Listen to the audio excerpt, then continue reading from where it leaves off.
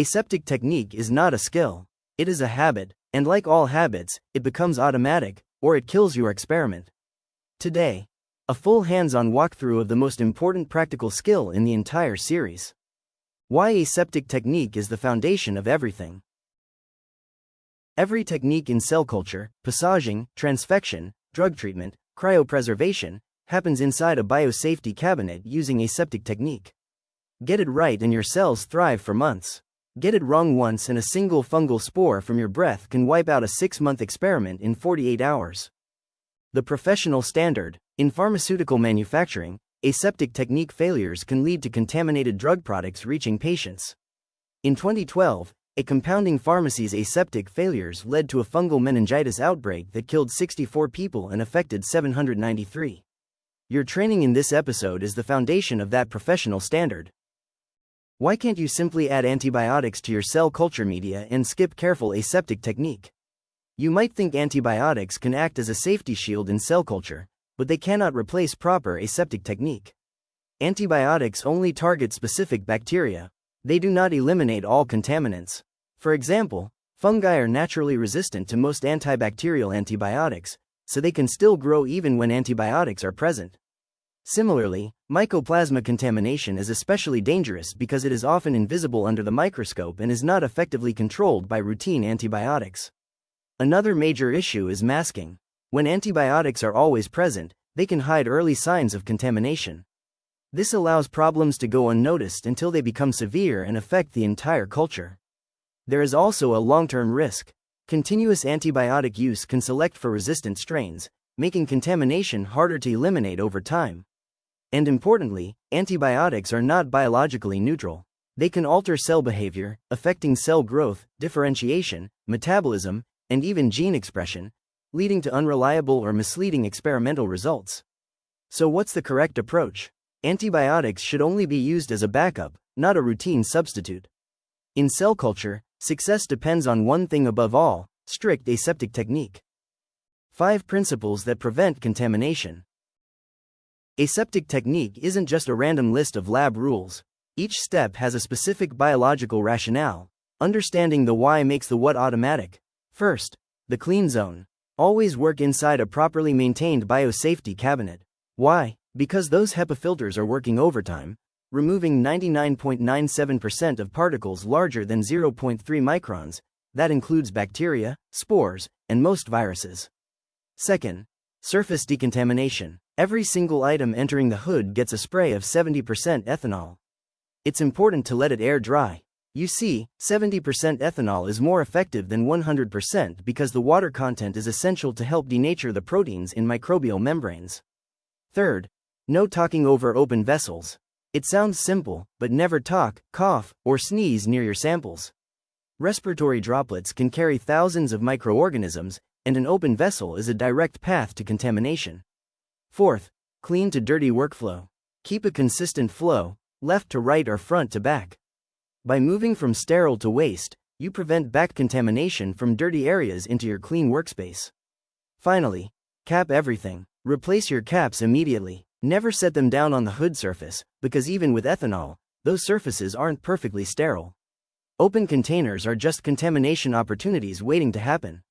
Biosafety cabinet mechanics. The biosafety cabinet creates a positive pressure HEPA-filtered laminar airflow that prevents external particles from entering the work zone. The front glass panel creates a barrier between you and the work area. The exhaust HEPA filter protects you from aerosols generated during work. Understanding the airflow pattern tells you why certain positions inside the hood are safer than others. BSc certification. Biosafety cabinets must be certified annually by a qualified engineer. A cabinet with a failed HEPA filter, broken seal, or incorrect airflow velocity provides false security. You think you are protected when you are not. Always check that your cabinet is within certification date before starting work. Aseptic technique isn't just a list of rules, it's applied biology. Let's test your knowledge with a common lab scenario. You're working in the biosafety cabinet and need to talk to a colleague about your protocol. What is the most correct action to take? The correct answer is B. Turn away from the open vessels or cap them before speaking.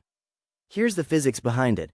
While the biosafety cabinet's HEPA airflow is excellent at keeping external room particles out, it cannot protect your work from you. If you talk, cough, or sneeze while vessels are open inside the work zone, you are generating respiratory droplets directly over your samples.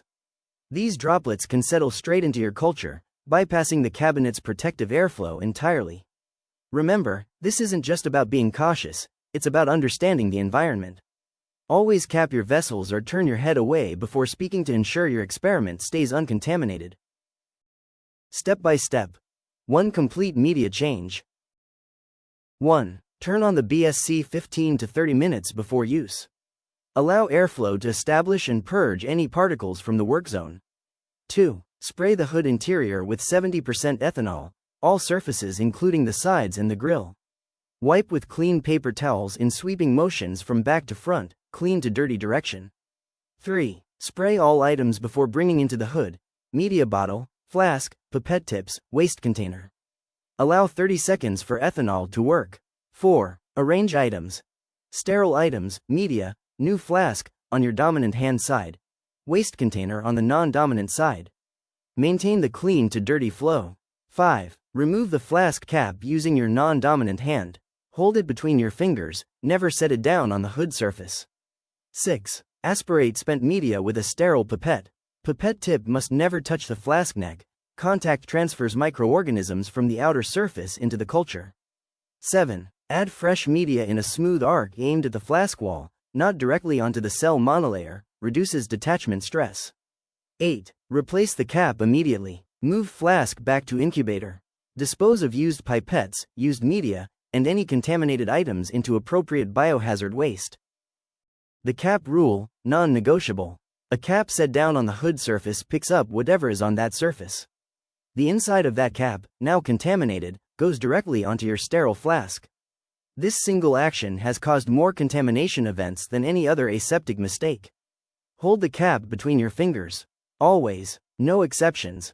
Now let's get into a lab demo quiz. You're in the middle of passaging cells, and your flask cap accidentally touches the hood surface. What's the correct move? Do you A. Keep going, assuming the ethanol spray already made the surface sterile? B. Discard the cap and flask, or swap for a new sterile cap? C. Just spray the cap with ethanol and keep using it? Or D. Only worry if you see visible contamination? The correct action is B. Discard the cap and flask if no replacement is available. Otherwise, use a new sterile cap and document the incident. Here is why. While you decontaminated the surface with ethanol, the hood is not sterile and does not stay sterile while you work. Setting the cap down can pick up residual microorganisms. Spraying it with ethanol isn't a reliable fix because it requires specific contact time and may not reach every surface inside the cap. Always swap it out and document it. That way, if contamination shows up later, you'll have a record to help you troubleshoot. 5 mistakes that kill cultures and careers. Mistake 1. Setting caps down. The fix: hold caps between your non-dominant hand fingers throughout the procedure. Practice this until it is automatic. It takes approximately 1 week of conscious effort to make it a reflex. Mistake 2. Talking, coughing, or sneezing over open vessels. The fix: cap everything before speaking. If you feel a sneeze coming, turn away from all open containers and cover. Brief conversations. Turn your head 90 degrees from the work zone. Never apologize and continue. Stop, assess, decide whether to discard. Mistake 3. Reaching over open containers.